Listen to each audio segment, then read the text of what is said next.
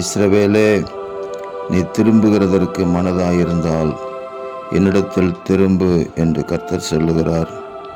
நீ உன் அருவருப்புகளை என் பார்வை நின்று அகற்றிவிட்டால் நீ இனி அலைந்து திரிவது இல்லை என்று சொல்லப்பட்டிருக்கிற வேத வாக்கியத்திற்காக எங்கள் தேவாதி தேவனுக்கு கொடான கோடி ஸ்தோத்திரங்கள் உண்டாகட்டும். தேவரீர், உம்முடைய முகத்தை நாங்கள் தேடுகிறோம், உம்மையே நம்பி நிற்கிறோம்.